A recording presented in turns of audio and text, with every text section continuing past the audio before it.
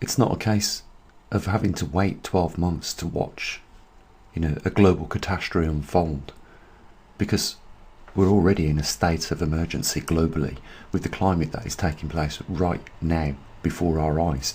If you do a search on YouTube or on the internet for floods in March alone, you're going to see that we are going to see floods from Europe, Africa, Australia, United States, Brazil. It's happening everywhere. Not just floods, but landslides caused by, record-breaking rainfalls. And it's not just displacing people that are in the numbers now of millions, maybe even entering the number of billions. It's the crop losses that is not largely going told in mainstream media. We're losing billions and billions of metric tons of crops as a result of the climate change, largely caused by the pole reversing on our planet. I'm Gene Beards. I want to wish you a good afternoon wherever you are, or a good morning, whatever time zone you're in, or evening. And before we get into this, I want to just say a big thank you to those few people that are supporting our efforts here to inform the people of the truth.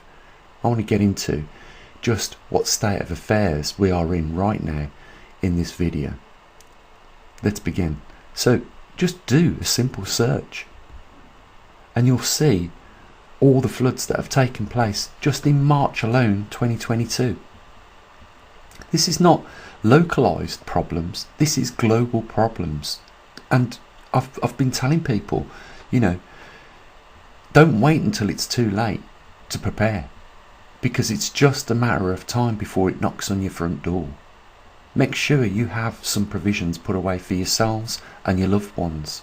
An emergency bug out bag. You can do a quick search on YouTube, you'll find out exactly what you need. It's not going to cost you a lot to do. Make sure you've got some water purification tablets or, equipment.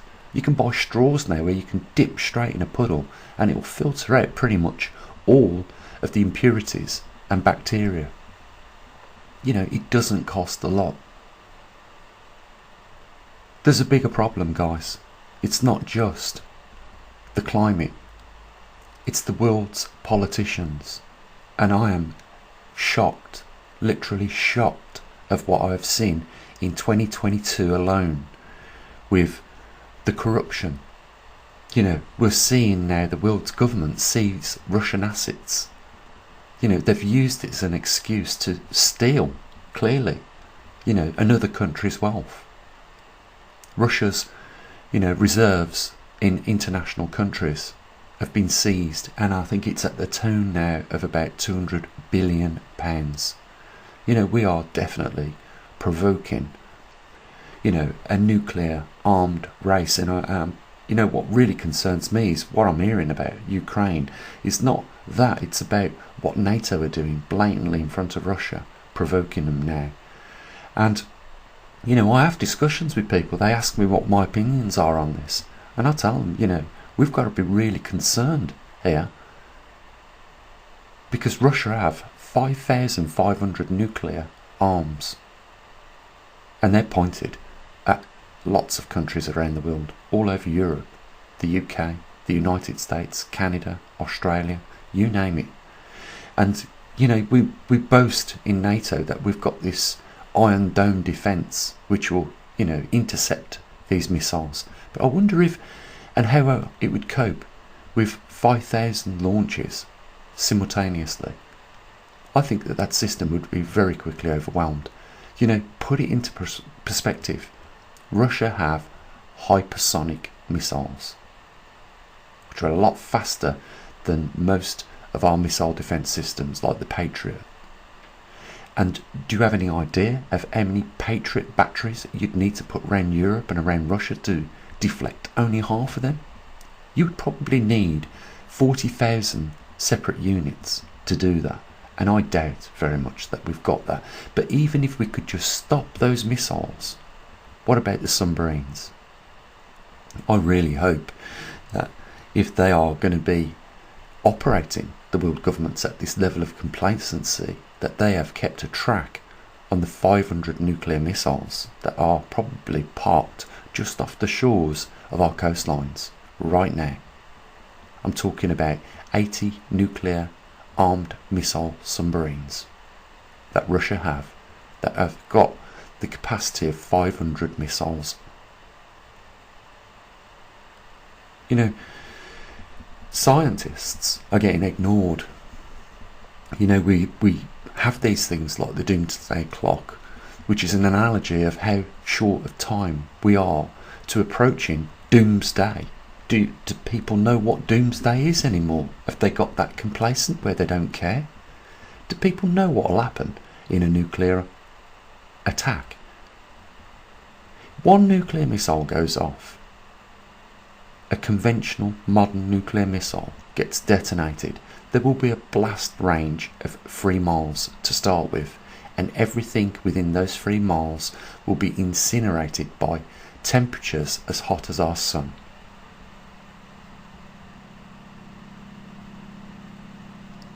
And then you've got to deal with the fallout afterwards, and the contaminated land, possibly for up to 400,000 years.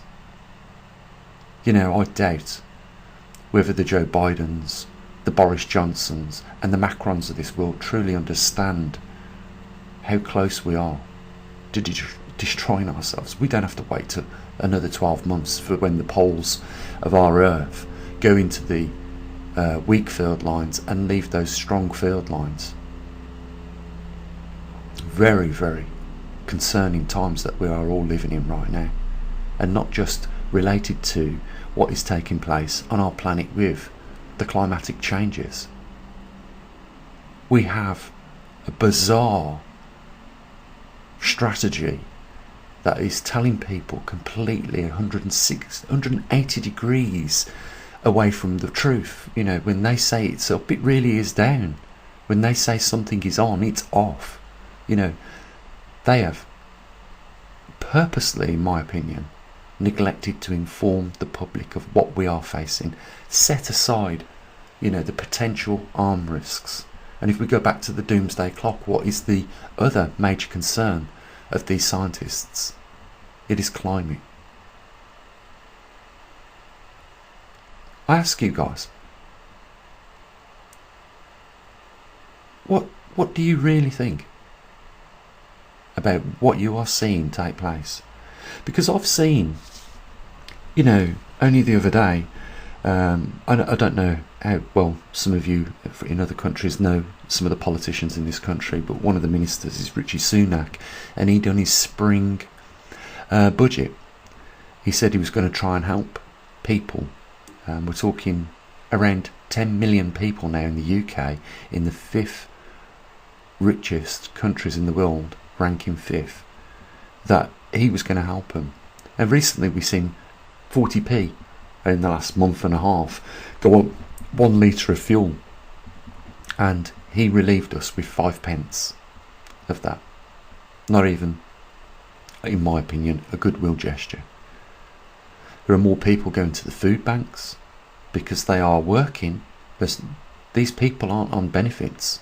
These are working people on low salaries that can't afford to put food on their table. This October is going to be something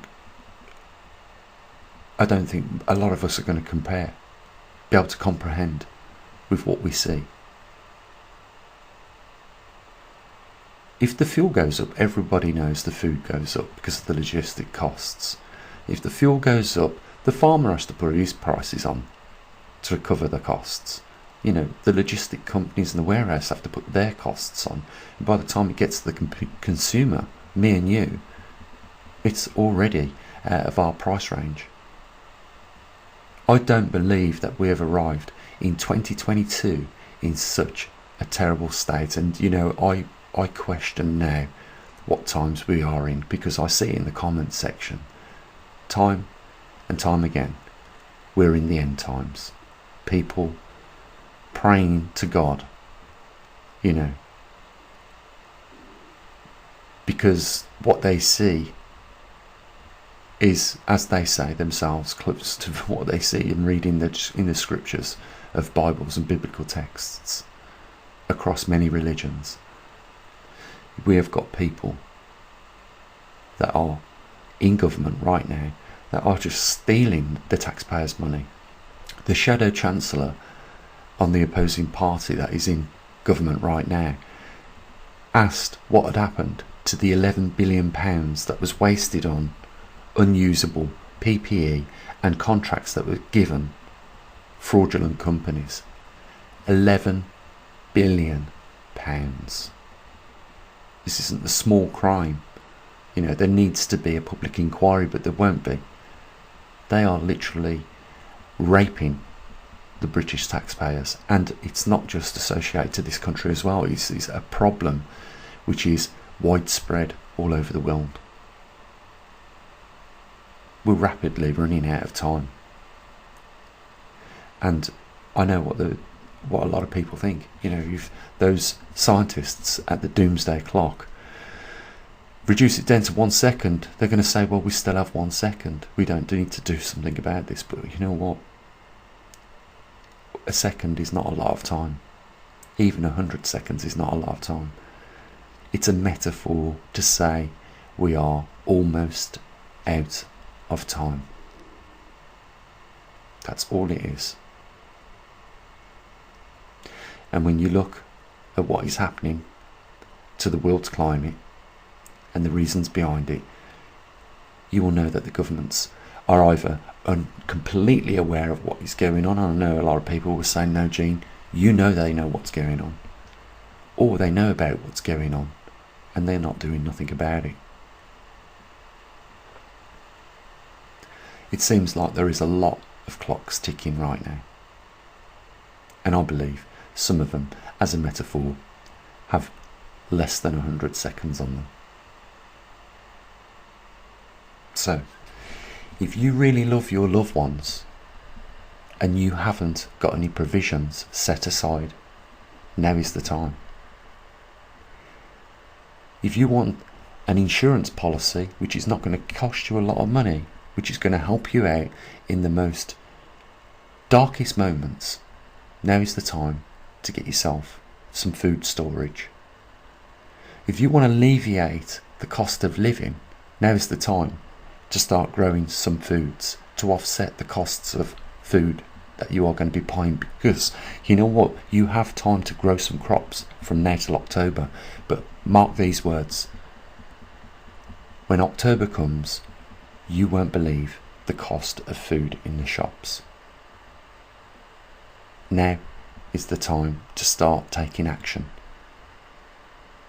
It's your responsibility to look after your loved ones, your family members, and I would suggest people start working a little bit more closer together with each other, because as I've said a couple of days ago in a video, the government is not your friends.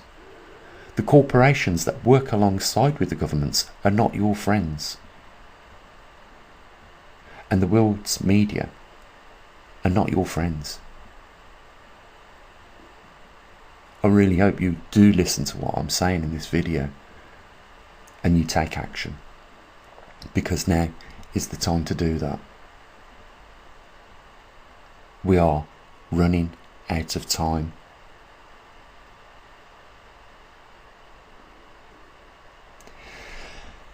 On another note, guys, yet again, like in the pandemic, we saw,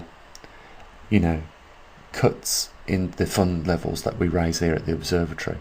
I don't know. Some of you guys say, you always mention it in the videos, but what I have learned is that if you do not mention it, nobody will fund you. Nobody will come and help a little bit. So without the mention of it, we simply won't have funds. But even with mentioning it now, we are raising very little money for this observatory. And yet, we seem to be one of the only observatories out there, committed to delivering real facts to the general public globally. I saw, for the protests that took place in Canada, people raised millions and millions of pounds, put it into perspective. Millions of pounds raised for the truckers' protest, and I don't take nothing away from that protest, but it was important that happened. But we saw Justin Trudeau just announced that he was going to enact the Emergencies Act, and as we've now found out, it was illegal for him to do that, but he did it to stop the protesters at that time. But the public got together and raised millions of pounds for them, even though it was stolen by Judas. I think he had to give it back. But my point is this: you can raise money for, important things. This observatory is important. It may well have already saved people's lives, and that would have been down to just a few people that put some funding away for us here. So it does pay off. It might not directly pay off for you today, but if you just take some of the advice that we give, like getting yourself a bug out bag, knowing that it's just a matter of time before it knocks on your front door, and if that ever happens, can you imagine how thankful you have been for having that heads up right now? Things are going to dramatically change in our world. On one hand, it will be what happens with climate, and on the other hand, it will be what takes place as a response of these crazy world leaders that we've got that seem to be very complacent even now about one of the worst atrocities that humans could bring about on this planet. I'm talking a nuclear war. I pray to God that never happens.